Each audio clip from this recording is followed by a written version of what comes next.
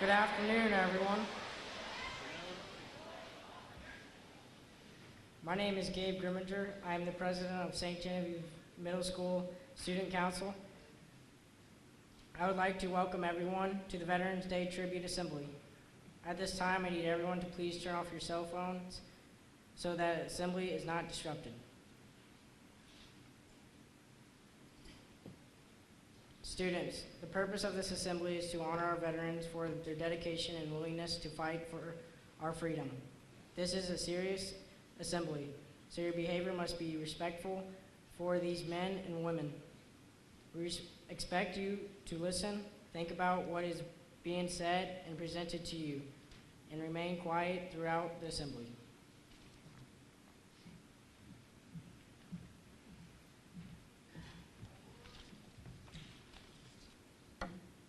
Good afternoon, everyone. My name is Matt Drury, and I'm the Vice President of the St. Genevieve High School Student Council. I would also like to welcome everyone to the Veterans Day Tribute Assembly. Veterans, spouses, and guests, on behalf of the students, staff, and administration here at St. Genevieve, I would like to thank you for your attendance at this program. It's a true honor to have you here with all of us today. Would everyone please turn your attention to the flags on either side of the stage. These flags were obtained from the display in St. Louis on Art Hill. They represent two of the lives lost on September 11, 2001, William Edward McCule from the World Trade Center and Jamie Lynn Fallon from the Pentagon. Also, along the railing in front of the middle school to my left, there are 14 portraits. These portraits were made by Mrs. Jamie Bowman's art classes here at St. Genevieve High School. This project was part of the Buddy Poppy sales. We would also like to add that Mrs. Bowman's father, Mr. Jim Steiger, was a beloved Vietnam veteran. These 14 portraits were created by Carly Bassam, Kim Brown, Randy Bruckner, Chase Karen, Stephen Chance, Jessica Dennis, Mackenzie Glass, Megan Herman, Lucas Palmer, Avina Patel, Kyle Roth, Mariah Schweiss, Lauren Tucker, and Olivia Uding. And now for the presentation of colors, I would like to introduce the VFW Post 2210 Color Guard. Would everyone please stand and remain silent.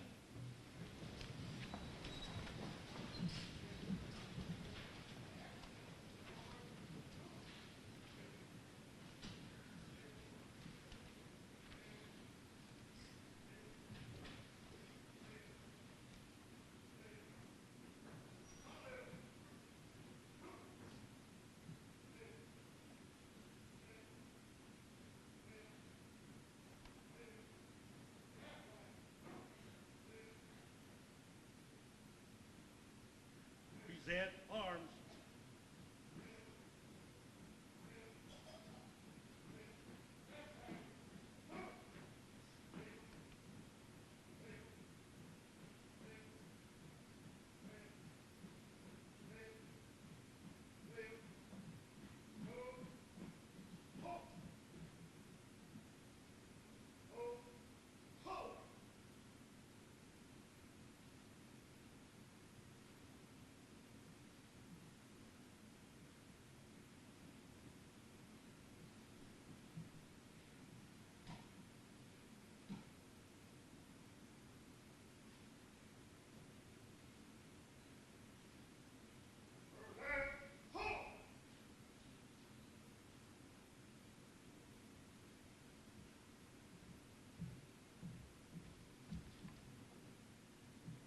The national anthem will be performed for us today by the St. Genevieve High School Concert Choir under the direction of Mrs.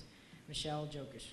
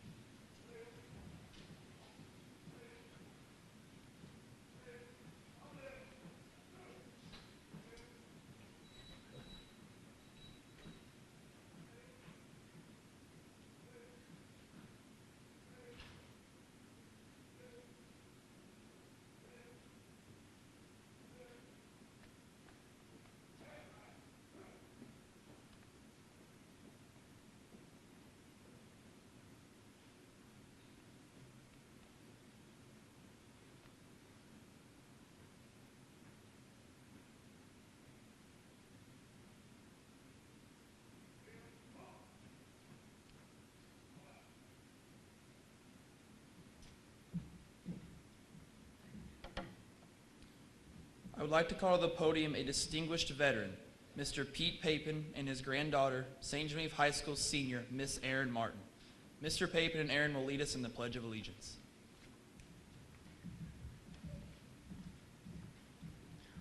Would everyone please remove your hats and recite with us the Pledge of Allegiance.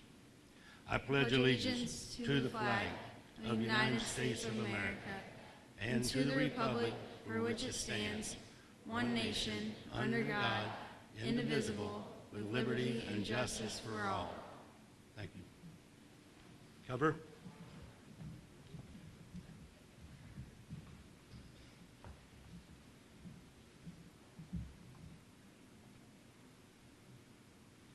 I would like to ask Mrs. Betty Arnold from the VFW Ladies Auxiliary Post 2210 to please recognize our veterans in attendance today.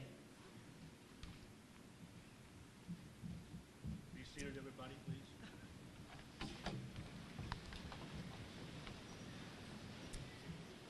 As your name is called, I ask that you rise, please. Our World War II veterans, Welton Gegg, Marvin Oddie, Jerry Oberly, Vernon Bader, Ralph Portell, and Tom Walsh. Ladies and gentlemen, your World War II veterans.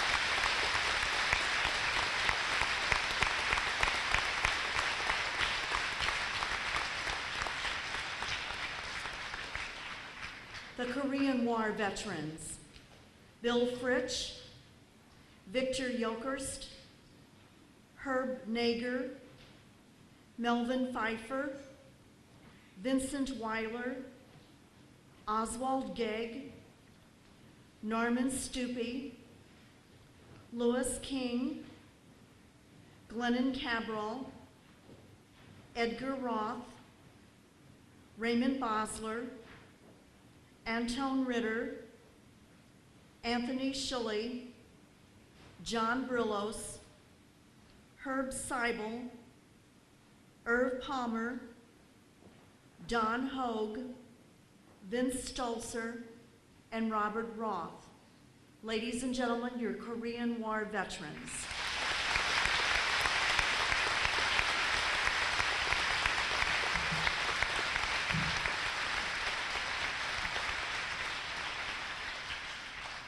The peacetime American veterans, Tim Bourbon, Joe Muellersman, Ron Zagami, Jerome Valley, Jonas Jokerst, William Bosler, Paul Kist, Bernard Grieshaber, August Garleb, and Bill Kreitler.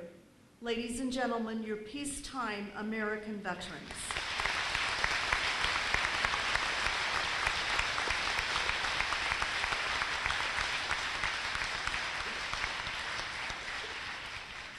The Vietnam War veterans, Edward Schmelsley, Paul Brishley, John Gegg, Leon Sunnymeyer, Marty Whitcup, Paul Jokerst, Dennis Grass, Jim Ketting, Stephen Miller, Joe Sykes, Francisco Oreen Jr., Lester Fleeg, Art Armbruster, Pete Papin,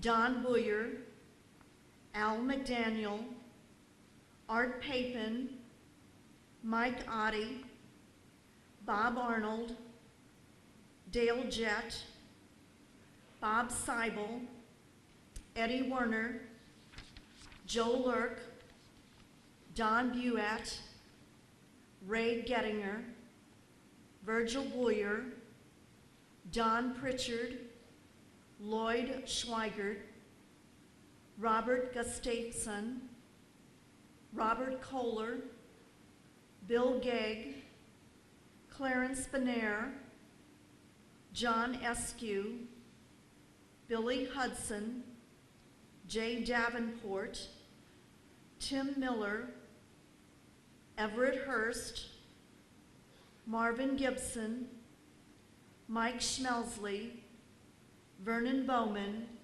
and Butch Stevens. Ladies and gentlemen, your Vietnam War veterans.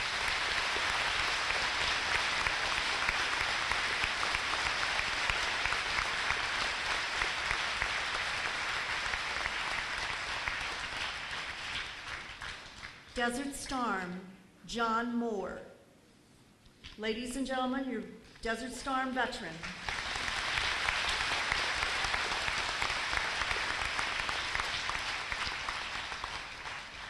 Afghanistan, Justin McLeod and Ethan Figge.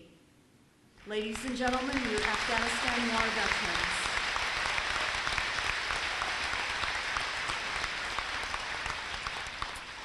And just a note, Ethan is an alumni of St. John High School and is just home on leave, so welcome home, Ethan.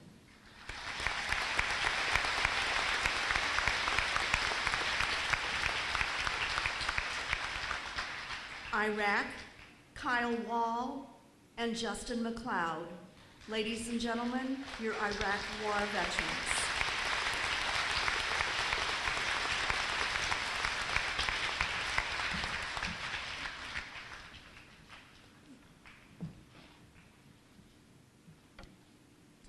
The Armed Forces Salute will be performed by the St. Genevieve Middle School Advanced Choir under the direction of Mrs. Jokerst.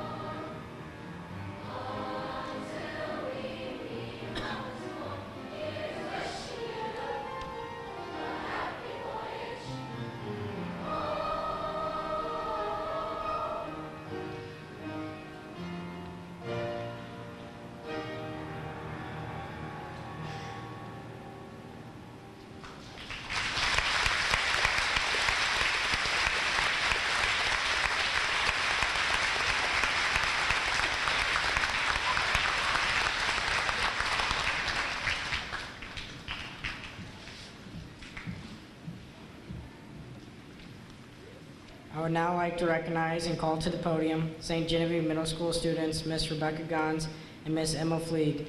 Rebecca and Emma completed outstanding patriotic essays in their American History 1 class. Ladies and gentlemen, please welcome Miss Rebecca Gons and Miss Emma Fleeg to the podium.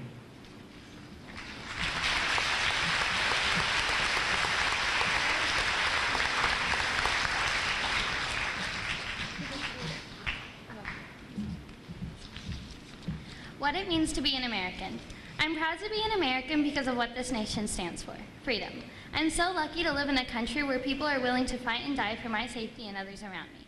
It's also great that people care so much about our freedom. It's what makes America different from all the other countries. I'm also thrilled that I live in a country where we have the rights that were given to us by our founding fathers in the Declaration of Independence. This country is what made me who I am today, and I'm so glad I get to wake up every morning and I can be free. I'm grateful that I was born in a wonderful country where I am protected by the Declaration of Independence. The Declaration of Independence states that all men are created equally. No man is better than the other. It also states that we as Americans have the right to go wherever and whenever we want without being arrested or killed. We have freedom of speech. We have freedom of worshiping whatever God or gods we want. The Founding Fathers wrote the Declaration of Independence on the foundation of God. In the Bible, it says, "Bless the nation who God is Lord." God blessed this nation in so many ways, but I believe the best blessing was freedom. I'm so fortunate to live in a country where people fight and die for what they believe in. And we believe in America. Men and women have fought for our country's safety and freedom. My great-grandpa, Charles Quentin King, was a POW, or a prisoner of war. He was a gunner in a plane which was shot down. As it was going down, his team started putting on their parachutes. My grandpa noticed that one of the crew was just sitting there, frozen with fear. My grandpa risked his life to save the other men that was in shock. He jumped out of the plane, and when they got to the ground, they were captured. They were held prisoners for 9 months, where they nearly froze to death and were starved. My grandpa was lucky he didn't die, as his legs had been shot out from under him, leaving him crippled for life. He got back to America and was awarded the Purple Heart, just as his father had been. Those to me are true Americans, people who are willing to put their life on the line for others. The men and women who fight in battle for America shows bravery in the face of danger. That is why America is so great. Theodore Roosevelt wrote, "The credit belongs to the man who is actually in the area, whose face is marred by the dust and sweat and blood, who strives violently, who errs and comes short again and again, who knows the great enthusiasm, the great devotion, and spends himself in a worthy cause, who at the best and the end of the triumph of high achievements, and who at the worst, if he fails, at least fails daring greatly." I believe that Theodore Roosevelt was talking about America and Americans. Even though sometimes our country is faced with problems, we always try to fix the mistakes. We as a country will always stand together, and our founding fathers knew it. I love my country because I have been blessed in so many ways. I'm grateful that Americans care so much about our nation that they would give up their lives for it. I'm so lucky to live in a nation where I have the freedom to be what I want, and I know I can be anything I set my mind to because I am free. I wouldn't want to live in any other country but America.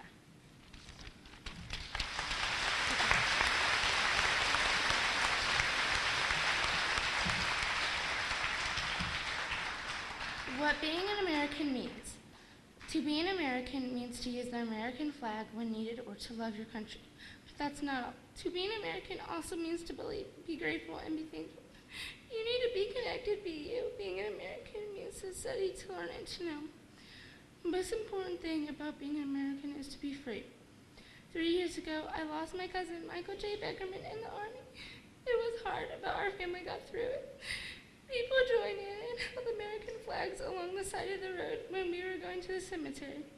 It made all of the family members at least a little happy that people cared.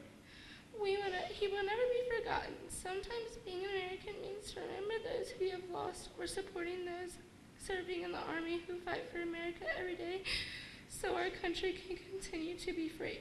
Being an American is the most wonderful thing. It is because you are free to do almost whatever you want. When we grow up, we can have any job we want. We can become whoever we want. We can have a good education, pick wherever we want to go to college. Being an American means means to have the right to honor the flag and say the Pledge of Allegiance. It means that you should be proud to live in the United States.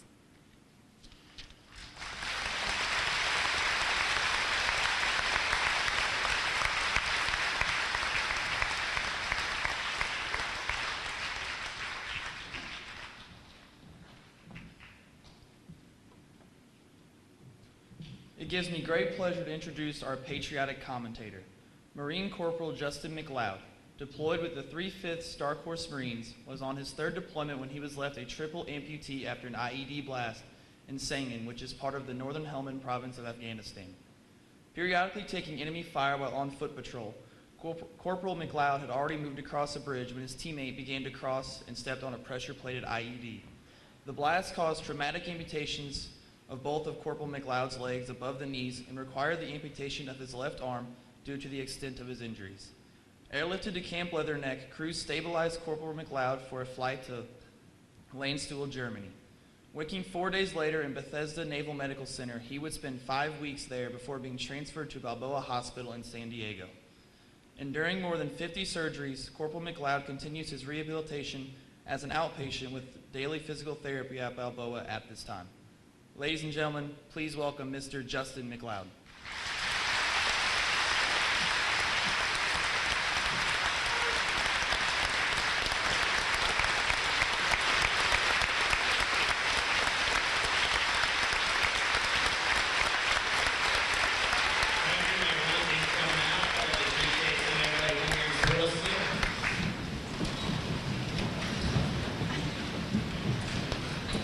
First off, I went to Hillsborough High School for my high school. I graduated 2006.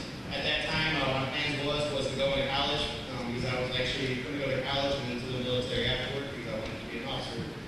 Ended up having surgery on my shoulder, so I lost interest in playing baseball and ended up going to the Marine Corps as an enlisted instead of an officer.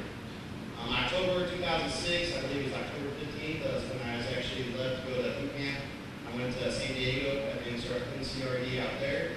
I was there for 3 months. After that training, I went to School of Infantry up in Camp Pendleton, which is also in San Diego County. I completed my School of Infantry training, and then also after that, I received orders to go to 3-5 Kilo Company.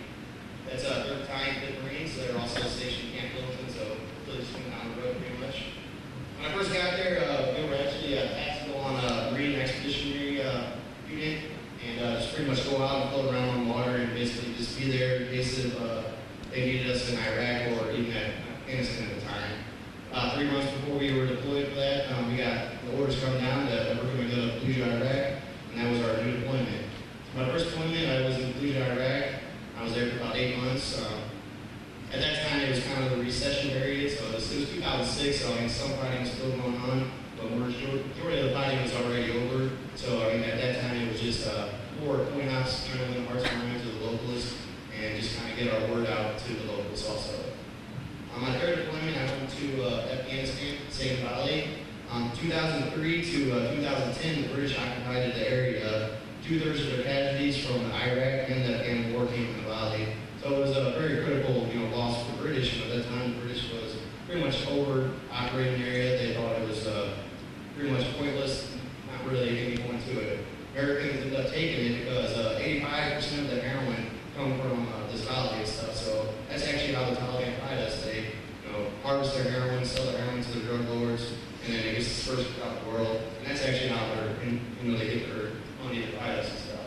So Americans saw it was actually, a very critical area for us to take and, go in and do what we're best at doing and stuff. So 2010, October, it was actually in the beginning of October, was when we were there. We beat the British. The British was, I'm pretty shocked that they were willing to take it over and stuff. We're all even saying that, give you guys a couple weeks, you'd be running in with your tail stuck between your legs and stuff because Taliban are no joke here. So, the first 3 months was pretty critical fighting stuff. The Taliban were used to fighting the British since 2003, so they had good, tactics, and also they had a good little system going on at that time, fighting the British and stuff. After about a couple months of us fighting them, they soon realized they weren't the British. We're American Marines here, it's a little different. You guys know the difference. So at that time, they started, pulling down, and also at that time, we lost 25 Marines just from my unit and stuff.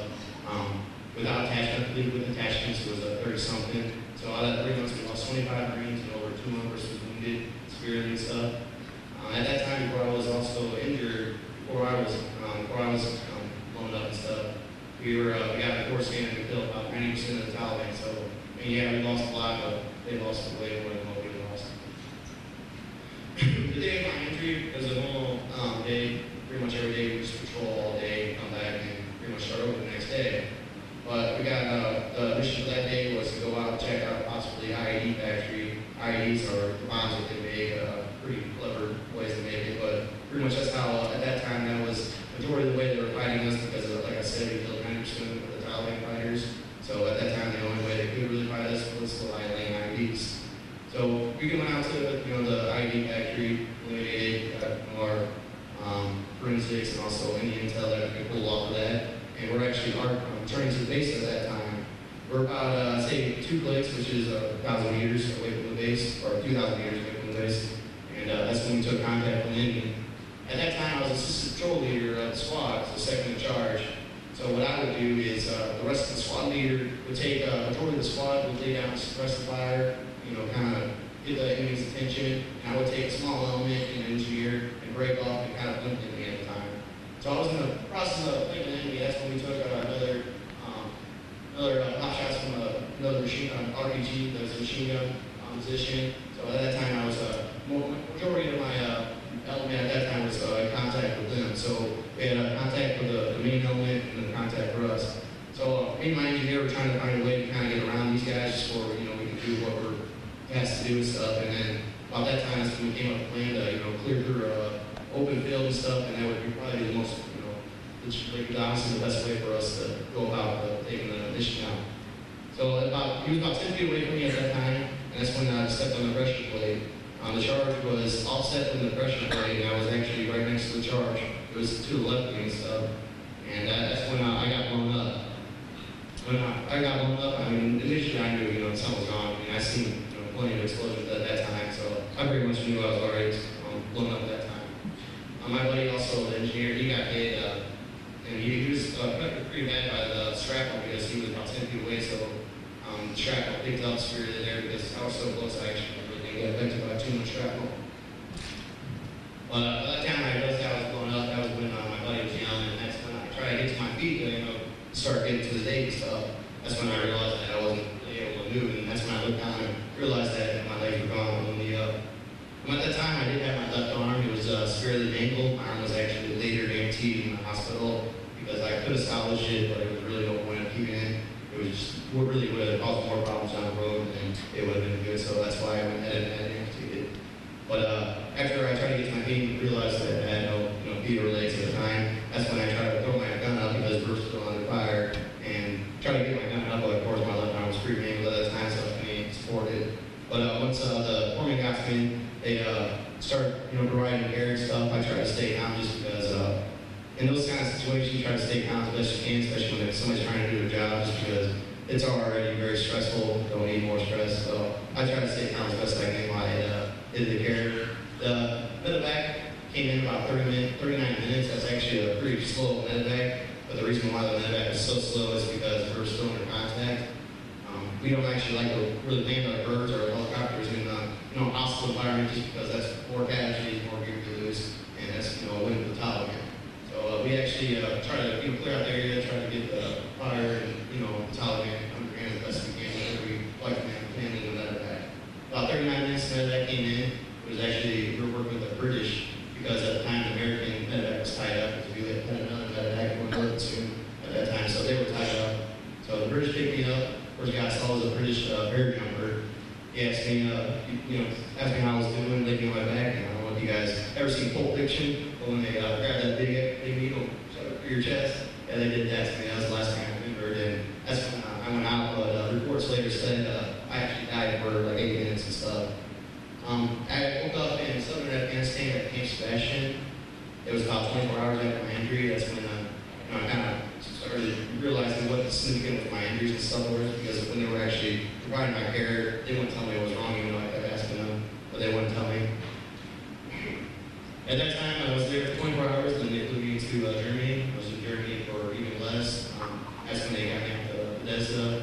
It took me 4 days to get back to Mayside.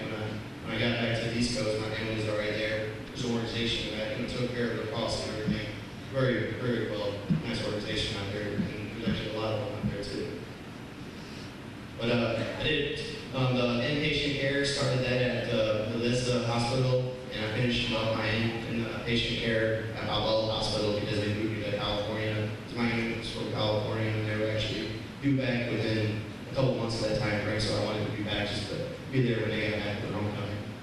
So after I finished my care, I was probably there for like only another 4 weeks at Balboa. I was outpatient, and when I went outpatient, that's when I started my rehab. My rehab consistence was physical therapy. They had to get me back in shape just because of walking my prosthetics. It takes other muscles that normally aren't used up, and the balance is all center core, so a lot of it is center core strengthening stuff.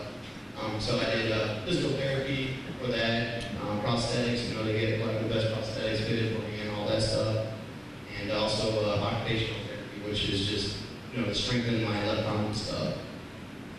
I was probably in that state of rehab probably for about a year and a half, and that's when I started doing the checkout. Because I could have stayed in the military, but they wouldn't let me go fight the Taliban no more, so I didn't really see any point of staying in, so I got out. So I got out, actually I retired December 30th, 2012, and right now I live up in Bloomsdale off the Double D. Live pretty much by myself. I have a 3-year-old son right here. One circles if you haven't seen him. Definitely a handful, a lot of fun. Each day is interesting.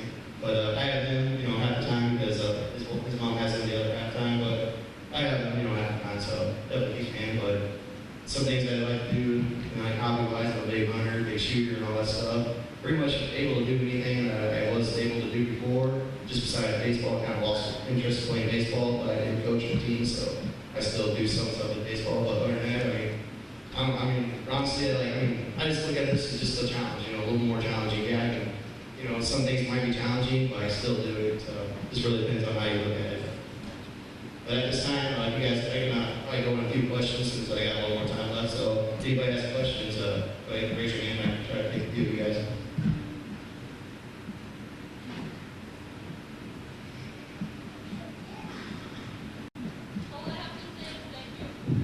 You're welcome. All right, well, I don't see any other questions. Thanks for coming. Thanks for listening to me.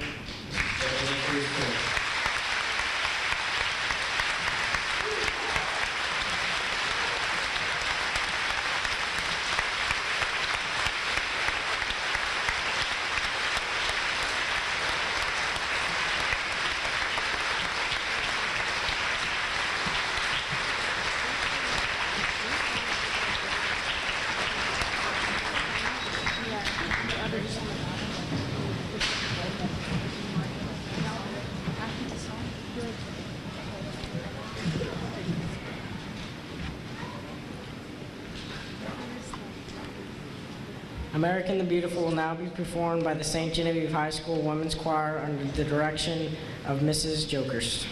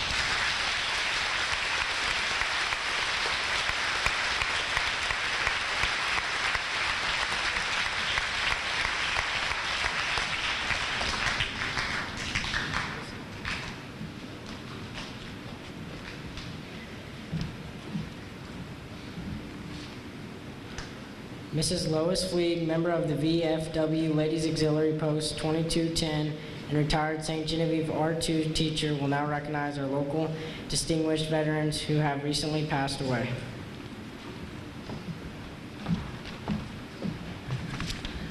Veterans Day is a day set aside to remember every man and woman who's taken up arms to defend our country.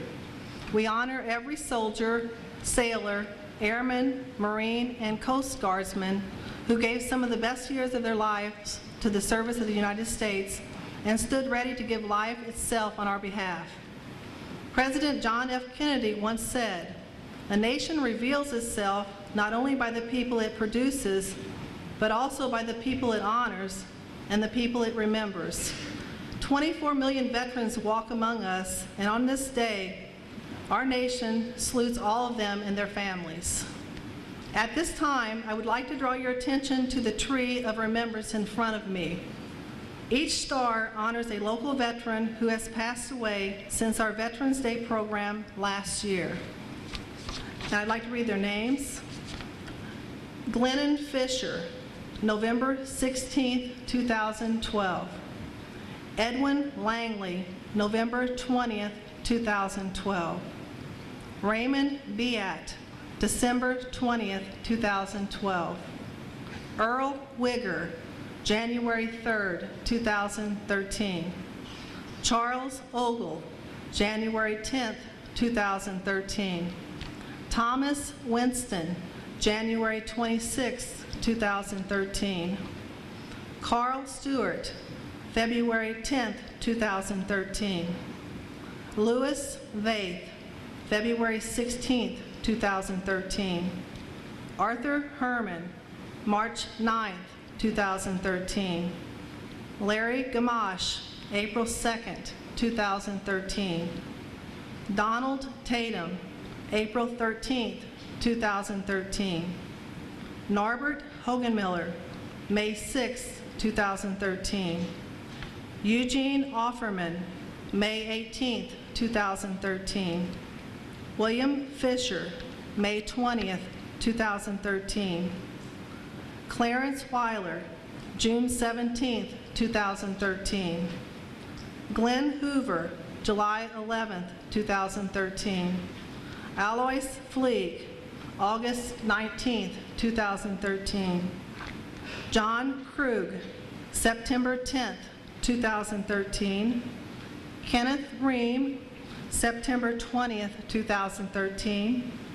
Daryl Giesler, September 30th, 2013. Henry Brigg, October 13th, 2013. And Thomas Lutzenberger, October 24th, 2013.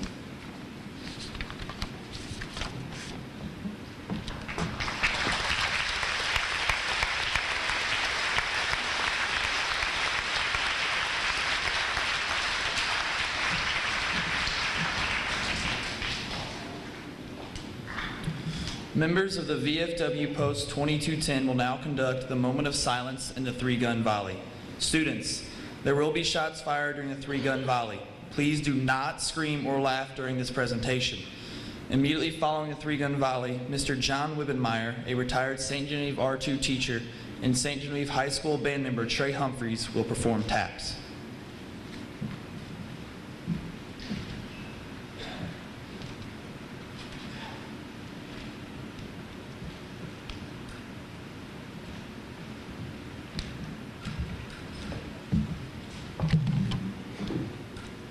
We, the members of Post 2210 and American Legion Post 150, veterans of foreign wars of the United States, are here to pay lasting tribute of respect to our departed comrade. When the call of our country was heard, comrades answered. As a brave man, he marched away with abiding faith in his God, his country, and his flag. The red of the country's flag was made redder by his heroism, the white more stainlessly pure by the motives which impelled him. The blue has been glorified by the service he has given for the American idols. Comrade Chaplain will invoke the divine blessing.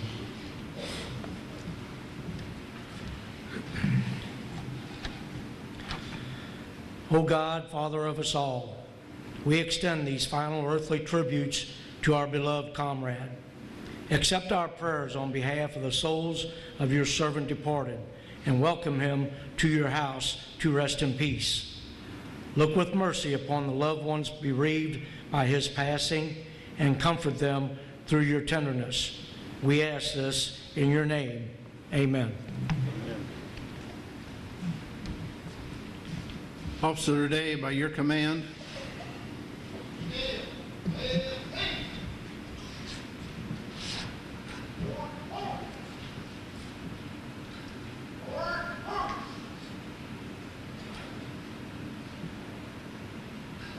All veterans rise, please.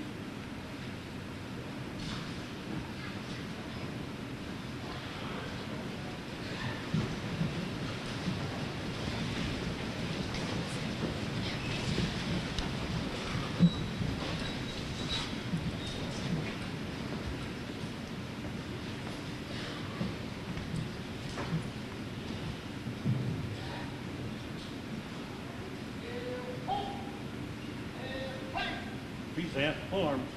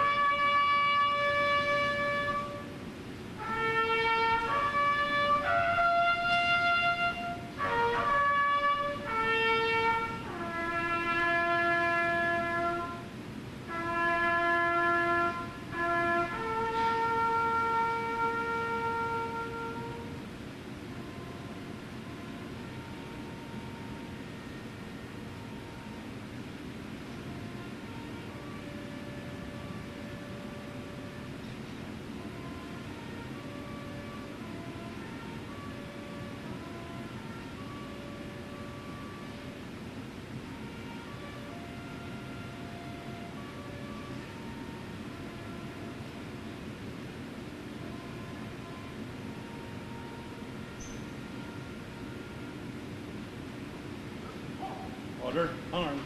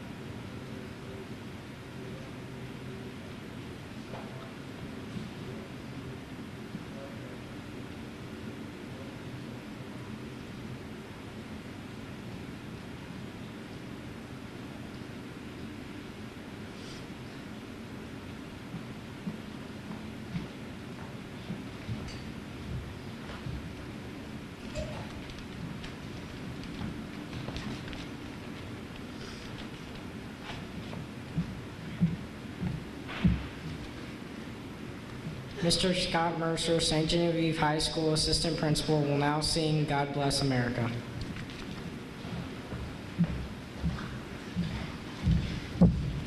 I invite you to join me.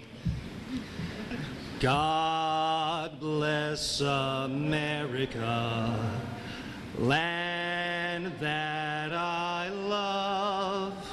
Stand beside her and guide her through the night with a light from above. From the mountains to the prairies, to the oceans white with foam. God bless America, my home, sweet home. God bless America, my home, sweet home.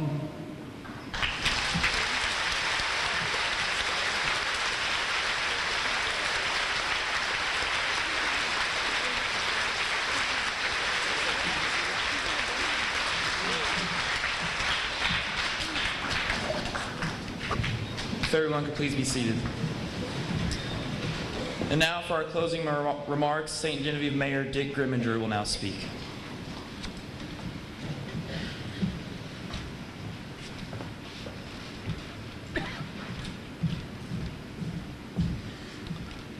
As always, it's an honor and a privilege to be here this afternoon. I've been coming here now for, I think, 11 years, and it's always a humbling experience to spend this day with such a fine group of people. And I always want to remind the students about Monday. You're off school on Monday, and to please take a moment to reflect on why you're off school. It's not a snow day, it's not a teacher's meeting, it's Veterans Day. And you need to take a moment and reflect on why you're off school and why it's such an important day in your lives. That the freedoms that you enjoy today were not free. They were sacrifices, many sacrifices done by these people in this room and people that can't be with us anymore. So take a moment and reflect on that on Monday. And if you know a veteran, tell them thanks. Thank you.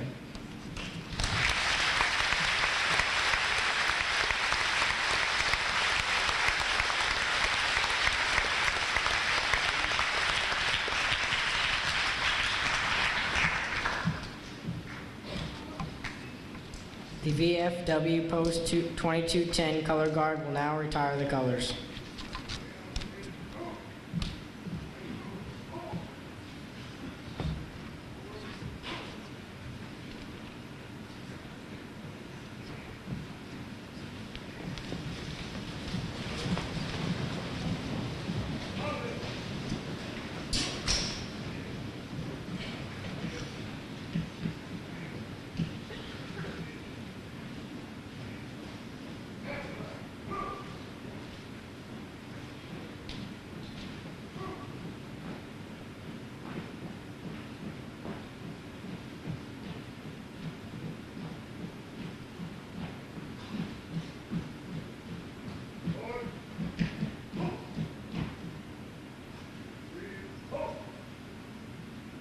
Present arms.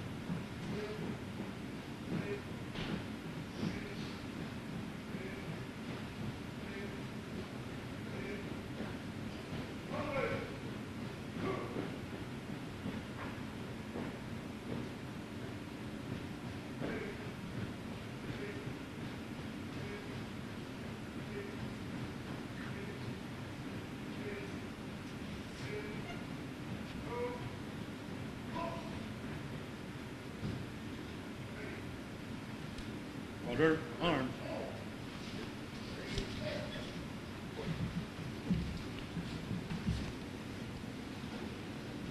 This concludes our Veterans Day tribute ceremony today.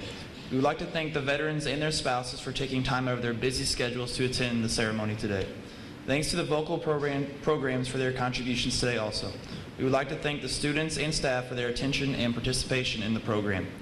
A special thanks to Mrs. Sharon Follert and Mrs. Diane Miller for organizing and putting together the 2013 Veterans Day Tribute Program.